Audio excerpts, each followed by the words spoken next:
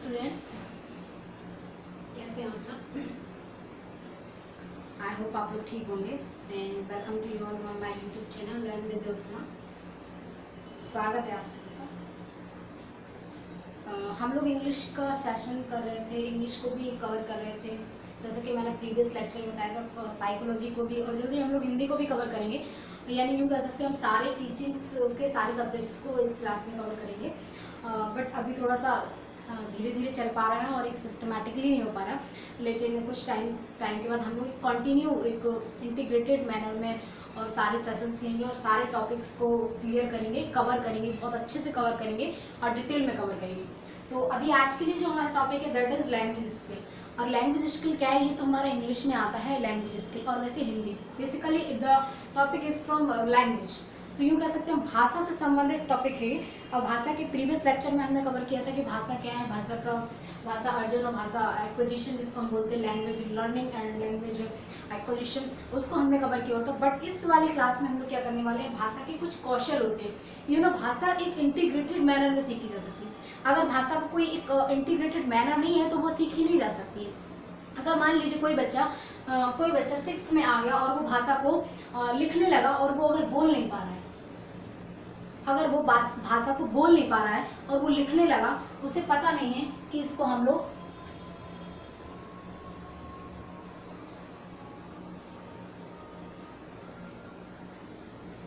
उसे पता नहीं है, हम इसको फनीम पढ़ते हैं, तो वो कर रहा फोनीम किस तरीके से वो प्रोनाउंशिएट कर रहा। अगर वो इसको फोनीम प्रोनाउंशिएट कर रहा तो मिस्टेक कहीं ना कहीं कहाँ है, भाषा के स्किल्स में मिस्टेक है। भाषा के स्किल्स से मतलब बोले तो कि भाषा उसने इंटीग्रेटेड मैनर में नहीं सीखी। उसने भाषा को लिखना तो सीख लिया कि भाई उसने सीख लिया, मीनिंग सिमेंटिक एस्पेक्ट तो उसका क्लियर है, उसने फनीम लिख दिया PHONEM, बट उसे कहीं ना कहीं ये नहीं पता कि इसको हम लोग क्या पढ़ते हैं, फनीम ना पढ़ के, फोनीम ना पढ़ के, इसको हम लोग फनीम पढ़ते हैं, इसे फोनीम कर रहा हूँ। तो कहीं ना कहीं उसने क्या इंटीग्रेटेड मैनर में नहीं सीखी, वो किसी ना किसी लास्ट स्टेप पे आ गया, वो सीधा आ गया राइटिंग स्किल पे, जबकि उसने लिसनिंग स्किल और स्पीकिंग स्किल्स कवर ही नहीं की। तो वही कह सकते हैं हम, कभी कभी क्वेश्चन आ जाता है कि भाषा किस तरीके से अर्जित की जाती है, भाषा के कौशल कौन से। कभी कभी भाषा के कौशल का एक क्रम दिया जाता है कि भाषा किस क्रम में सीखी जाती है, तो वहाँ हमें बताना पड़ेगा LSRW।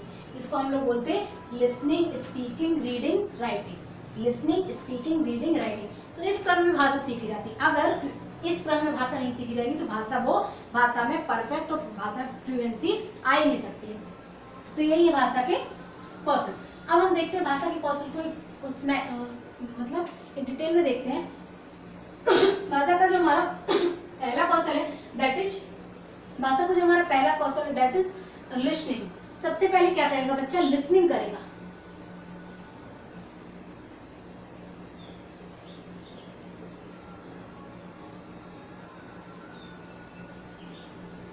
ये मान लीजिए अगर बच्चा अच्छा श्रोता नहीं बन सकता, कहीं ना कहीं ये कहावत भी एक तरीके से दी गई कि अगर आप अच्छे श्रोता नहीं तो कभी आप अच्छे वक्ता बन ही नहीं सकते। पहले आप क्या बनेंगे, सबसे पहले अच्छे लिसनर बनिए। If you are not a good listener then you never be a good speaker. तो इसके लिए मेनली क्या है, भाषा का पहले हमें क्या बनना पड़ेगा, श्रोता बनना पड़ेगा। हम जितने भी वर्ड सुनेंगे, जितने भी वर्डों को देखेंगे, जितने भी वर्डों को पढ़ेंगे, उनको हम लिखना सीख जाएंगे, उनको प्रोनाउंशिएट करना सीख जाएंगे, उनके बारे में उनको साउंड, उनकी फनीम सीख जाएंगे, फोनेटिक्स एस्पेक्ट भी हमारा क्लियर हो जाए। तो कहीं ना कहीं कह सकते हैं हम सबसे पहले क्या करनी पड़ेगी, सुनना सीखना पड़ेगा। अब सुनना क्या है, सिमेंटिक एस्पेक्ट। मान लीजिए कहीं ना कहीं हमने बोला वकील और बच्चे ने सुना वकील, मैंने बोला वकील और बच्चे ने सुना वकील, तो कहीं ना कहीं उसकी सुनने में प्रॉब्लम आई। अब वो लिखेगा भी उसको क्या, वकील लिखेगा, ना कि वो वकील लिखेगा। वकील नहीं लिखेगा, वो इसलिए नहीं लिखेगा वो वकील क्योंकि उसने सुना ही वकील है। अगर मैंने उससे बोला आप लिखो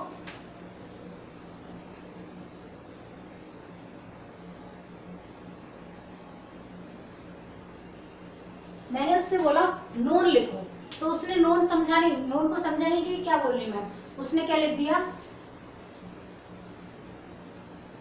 उसने नाउन लिख दिया।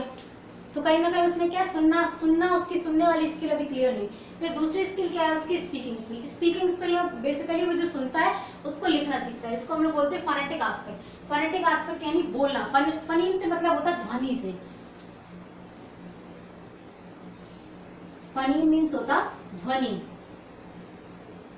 ध्वनि है जिसको हम लोग बोलते क्या, साउंड, जिसको हम लोग क्या बोलते हैं, साउंड से रिलेटिव। फनी यानी ध्वनि साउंड से रिलेटिव है, और साउंड का मतलब ये है हमारे यहाँ पे कि जो भी साउंड निकालते, जैसे मैंने बहुत पहले एक फर्स्ट जो मेरा लेक्चर हुआ था इंग्लिश का, उसमें मैंने कवर किया था कि they are 26 letter in the English alphabet, English वर्णमाला में जो हमारे कितने 26 लेटर, and they are creating the 44 sounds. वो कितने साउंड्स क्रिएट कर रहे हैं, 44 साउंड कर रहे हैं, प्रोड्यूस कर रहे हैं। This is the main problem. भाई English is a very beautiful language, but it is a very big problem that 26 letter producing the 44 sound. It is very difficult to understand, it is very difficult to speak, it is very difficult to write, and it is very difficult to read. ये बहुत difficult problem है कहीं ना कहीं बच्चे, क्योंकि हिंदी में तो बहुत सारे साउंड्स है, बहुत सारे वर्ड है, तो साउंड भी है, लेकिन हमारे यहाँ पे क्या है, इंग्लिश में साउंड कम है और लेटर्स कम है, उनके साउंड्स ज्यादा निकालना, तो कहीं ना कहीं एक लेटर से बहुत सारे साउंड भी प्रोड्यूस हो रहे हैं। तो यूं कह सकते हैं हम लोग 20 कितने हैं हमारे, 20 जो हमारे बाउल साउंड है,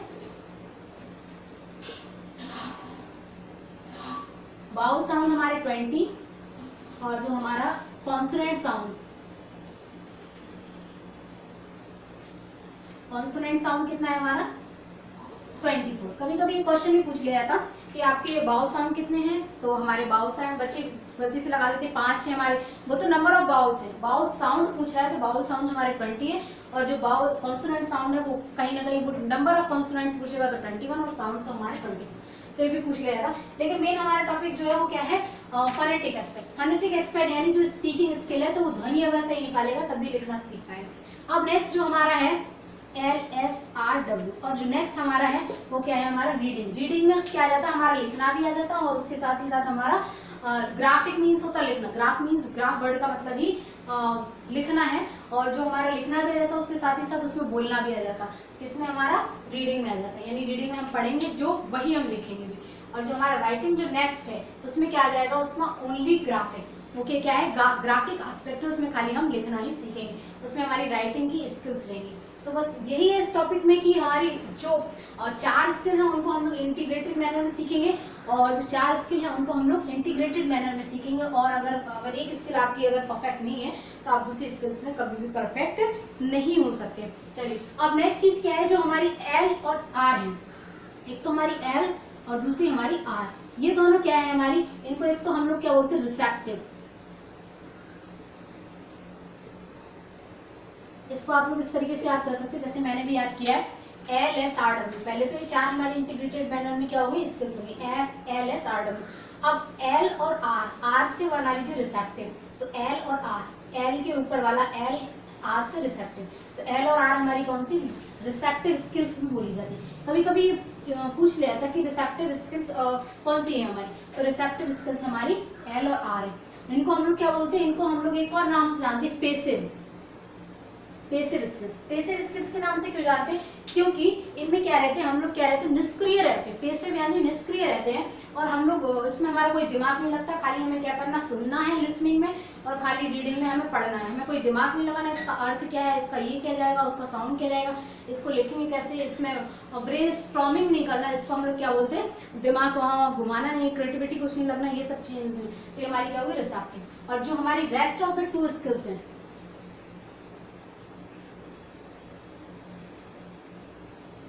ये 2 हमारी स्किल्स कौन सी हैं, ये हमारी प्रोडक्टिव,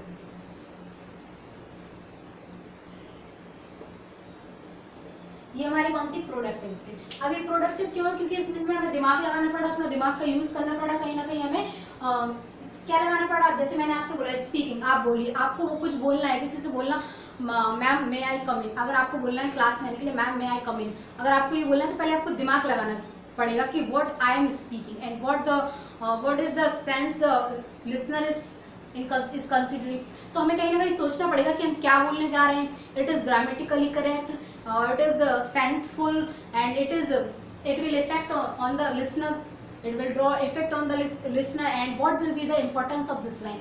तो ये सब चीजें कहीं ना कहीं हमें दिमाग में लगाना पड़ेगा, और एक उसे फ्रेम करना पड़ेगा, वर्ड सही होना चाहिए हमारे, और हमारा प्रोनाउंसिएशन सही हो, तो हमें दिमाग लगाना है। तो ये हमारी क्या है प्रोडक्टिव, हमने कहीं ना कहीं प्रोड्यूस कर रहा है, और इसमें हम कहीं ना कहीं क्या है एक्टिव भी हैं, इसमें कहीं ना कहीं क्या है एक्टिव भी हैं, तो ये हमारी एक्टिव स्किल भी होगी। और ऐसे ही राइटिंग है, राइटिंग में आपसे किसी ने बोला बच्चे एक ऐसे लिखिए काउ पे, तो आप काउकर ऐसे ठीक है। आपने कभी कभी तो आजकल तो क्या है क्लासेस स्कूल्स में यही हो रहा है कि बच्चे क्या करते हैं, most of the things students are मतलब यूँ कह सकते हैं कि students are memorising the things. तो कहीं ना कहीं वो एनसीएफबी उसको इग्नोर कर रहा है, एनसीएफबी उसको क्या कर रहा है, नकार रहा है कि वो कहीं ना कहीं ठीक नहीं है कि बच्चे रट रहे हैं। And we are observing that rectification is going on every each and every schools and as well as the home also। तो घर पे भी वही rectification चल रहा है, बच्चा क्या कर रहा है, चीज़ों को रट रहा है, बच्चा मेमोराइज कर रहा है, बच्चा उसको क्या कर रहा है, उसको अपने अंदर भर रहा है, डेफिनेशंस लर्न कर रहा है, but he does not know the answer, he does not know the actual meaning of that term. वो उस चीज़ को एक्चुअल वे में समझ नहीं पा रहा, बस वो उसको क्या कर रहा है, लर्न कर रहा है, रटता जा रहा है, और कहीं ना कहीं वो उसको क्रिएट भी नहीं कर पा रहा, ना उसका मतलब निकाल पा रहा। तो कहीं ना कहीं वो आपकी पैसिव चीज हो गई। बस राइटिंग में क्या है, राइटिंग में हम लोग कहीं ना कहीं क्या, जैसे किसी ने आपसे निबंध लिखने को बोला, कभी कभी हम लोग देखते हैं, कभी कभी क्या मोस्टली देखते हैं जो निबंधात्मक टाइप के प्रश्न रहते हैं, उनमें क्या बोलते हैं, डिस्क्राइब करिए। तो डिस्क्राइब करने में हम लोग क्या कर रहे हैं, हम कहीं ना कहीं उसको क्या जज करना चाह रहे हैं, उसका एवेल्यूशन यूँ कह सकते हैं, हम उसका जो असेसमेंट करना चाह रहे हैं, क्या असेसमेंट करना चाह रहे हैं कि इस बच्चे का दिमाग कितना चलता है, इस बच्चे के दिमाग में कैसे कैसे विचार, एक पर्टिकुलर चीज को, किसी टर्म को लेकर कैसे कैसे विचार प्रोड्यूस हो रहे हैं, और कैसे कैसे किस किस तरीके से इस चीज को प्रेजेंट और ऑर्गेनाइज कर सकता है। इस टॉपिक के विचारों को कैसे ऑर्गेनाइज, पहले तो वो क्या करेगा, विचार अपने दिमाग में प्रोड्यूस उत्पन्न करेगा, फिर उनको क्या करेगा, ऑर्गेनाइज फॉर्म में रखेगा, ठीक है, फिर उसको थोड़ा सजा सवा के फिर उसको एक निबंध के तौर पे अपने सारे विचारों को, उसकी उस पर्टिकुलर टर्म को लेकर उसकी क्या सोच है, उसकी क्या विचार है, उसके अंदर क्या विचार है उस चीज को लेकर, उसके थॉट्स क्या है, तो वो कहीं ना कहीं क्या कर रहा है, वहाँ पे प्रोडक्ट कर रहा, कोई भी चीज का क्या कर रहा, निर्माण करना, अपने विचारों का निर्माण कर रहा। तो वो इसलिए हमारी राइटिंग क्या है, प्रोडक्टिव स्किल है, और इसमें क्या है, बच्चा एक्टिव भी है क्योंकि वो ब्रेन स्टॉर्मिंग कर रहा, विचार कलेक्ट कर रहा, ठीक है, विचार कलेक्ट करने के बाद उनको फिर मतलब एक बहुत गंभीर चिंतन कर रहा, गंभीर तरीके से वो उस टॉपिक पे सोच रहा, फिर उसको ऑर्गेनाइज कर रहा। वो एक्टिव भी है और प्रोडक्ट भी कुछ ना कुछ कर रहा, और स्पीकिंग में भी वो क्या कर रहा है, कुछ प्रोडक्ट भी कर रहा है, और वो क्या है, गंभीर भी है, ठीक है, और वो क्या है, एक्टिव भी है। तो यही थी 4 LSRW, और ये सारी मेन चीज़ है कि LSRW हमारी 4 स्किल हैं, ये इंटीग्रेटेड मैनर में सिखाई जाती है। L का मतलब है लिसनिंग, R का मतलब है स्पीकिंग, L का मतलब है लिसनिंग, S का मतलब है स्पीकिंग, R का राइटिंग, R का रीडिंग, W का राइटिंग। तो जो हमारा लिसनिंग है वो सिमेंटिक यानी मीनिंग से संबंधित है, जो स्पीकिंग है वो हमारा ध्वनि फोनेटिक्स से संबंधित है, और रीडिंग हमारा है ध्वनि से भी संबंधित, और ग्राफिक यानी राइटिंग से भी। और जो हमारा राइटिंग स्किल है that is totally depend on the graphical aspect of the language, that means वो क्या है, खाली लैंग्वेज पर डिपेंड है। और ये दोनों हमारी L और R रिसेप्टिव, मैंने ट्रिक से बताई है, L और R रिसेप्टिव, और W कौन सी है हमारी, W और S है वो हमारी कौन सी, प्रोडक्टिव है।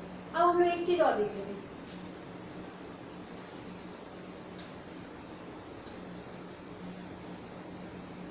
एक टर्म है हमारी टॉप ऑफ अप्रोच, और एक टर्म है हमारी कौन सी,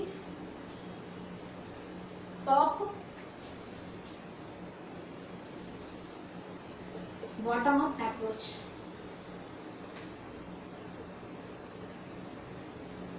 एक टर्म है हमारी अप्रोच। अप्रोच क्या है, ये हमारा एक तरीके का मतलब कह सकते हैं विधि है, एक तरीके का एक तरीका है। Bottom up approach, bottom up approach क्या है, कभी कभी पूछ लिया था, डिफाइन बॉटम अप अप्रोच, यानी इस एक सेंटेंस लिख दिया उसने, उसमें बोला कि इसमें हमने एक ऑर्डर लिख दिया उसने, और उसने पूछा कि इसमें कौन सी अप्रोच हमने यूज की। तो एक हमारी होती है टॉप बॉटम अप अप्रोच, और एक होती है टॉप डाउन अप्रोच। अब बॉटम अप, बॉटम मतलब क्या होता, नीचे से, अप मीन्स ऊपर। तो हम कह सकते हैं इस अप्रोच में हम क्या करते हैं, नीचे से ऊपर जाते हैं। नीचे से ऊपर मीन्स टू से पहले हम क्या करते हैं, पहले हम अल्फाबेट सीखते हैं, फिर उसके बाद हम वर्ड को सीखते हैं, फिर उनका वर्ड को हम कलेक्ट करते हैं, फिर उसका हम एक स्ट्रक्चर, एक सेंटेंस बनाते हैं, फिर सेंटेंस के बाद हम अपनी सारी बात को निबंध की तरह लिख सकते हैं, स्टोरी बना सकते हैं। तो इसमें क्या होगा हमारा, ये होगा इसमें पहले हमारा अल्फाबेट,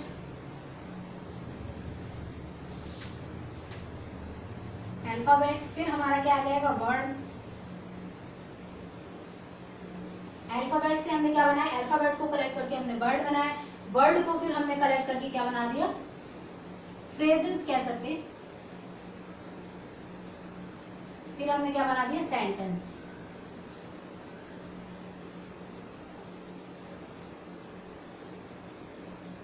फिर हमने क्या बना दिया, सेंटेंस।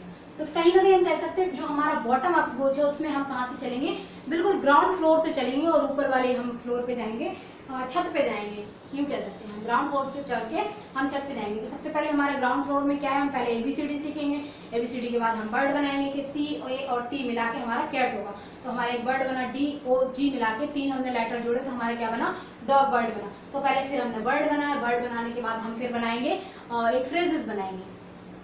जैसे हमने एक फ्रेज बनाया एज यू नो, तो एक हमारा फ्रेज बन गया, यानी इसमें 3-4 वर्ड हमने जोड़े, एक फ्रेज बना। फ्रेज को और ज़्यादा वर्ड जोड़ेंगे तो हमारा सेंटेंस बनेगा, और सेंटेंस जोड़ेंगे तो सेंटेंस के बाद हम कोई स्टोरी या फिर निबंध बना सकते हैं। तो ये हमारी कौन सी होगी, बॉटम अप्रोच होगी।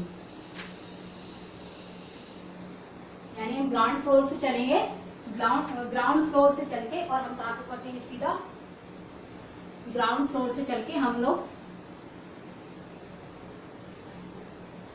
ग्राउंड फ्लोर से चढ़ के हम लोग छत पे पहुंचेंगे।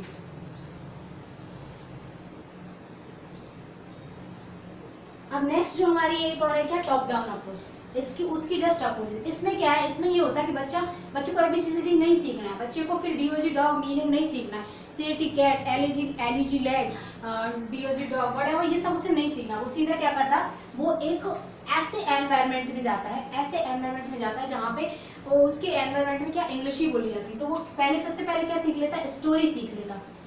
जैसे कहते हैं ना direct method of the language learning. तो लैंग्वेज लर्निंग का एक डायरेक्ट मेथड है, उसमें क्या होता है, उस डायरेक्ट मेथड में डायरेक्ट उसी लैंग्वेज को मैं कम्युनिकेट किया जाता, उसी लैंग्वेज में फोकस किया जाता, that language the child is learning and that is learning in the classroom, that they are learning in the classroom. As we can say that कि जैसे मुझे इंग्लिश पढ़ानी है and this is a English class and I am just talking in English only, that it otherwise if you will not speak in English then you will be fine।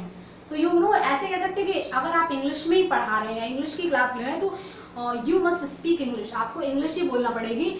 If you are not speaking English then you will be fine and you will be charge.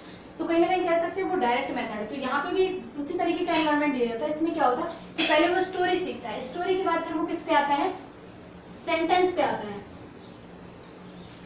Sentence के बाद वो फिर किस पे आता है, word पे आता है, या यूं कह सकते हैं फ्रेजेस। फिर किस पे आता है, वो वर्ड पे आता है। After that he will learn that, after that फिर वो समझ पाएगा अल्फाबेट, फिर वो समझ पाएगा अल्फाबेट। तो सबसे पहले उसने क्या किया, उसने सबसे पहले क्या लर्न की, उसने सबसे पहले स्टोरी को सुन लिया, उसने कहीं एनवायरनमेंट से स्टोरी को सुन लिया, एनवायरनमेंट से स्टोरी सुनने के बाद उसने फिर किसी ने उसको बताया, पूरी स्टोरी सुनने के बाद किसी ने उसको बताया कि भाई इसका एक ये सेंटेंस है, यहाँ पे एक फुल स्टॉप लगा है, एक ये सेंटेंस है। फिर उसको किसी ने बताया ये इसमें फ्रेज यूज़ हुआ है, कोई ये फ्रेज यूज़ करा है इस स्टोरी। फिर उसको किसी ने बताया कि ये इसके वर्ड हैं, ये देखो ग्रुप ऑफ लेटर है तो ये वर्ड हो गया। हाँ, फिर किसी ने बताया कि देखो ये क्या है, ये एक पूरा फुल स्टॉप तक लगा है तो ये सेंटेंस होता है, इसको सेंटेंस कहते हैं। फिर उसने देखा कि भाई ये और ये जो जिससे बना है वो यूनिट क्या है, वो यूनिट है आपकी अल्फ़ाबेट यानी लेटर। तो फिर किसी ने बताया कि इनको हम लोग लेटर बोलते हैं। फिर उसको लास्ट में पता चली कि ये लेटर से बनी है।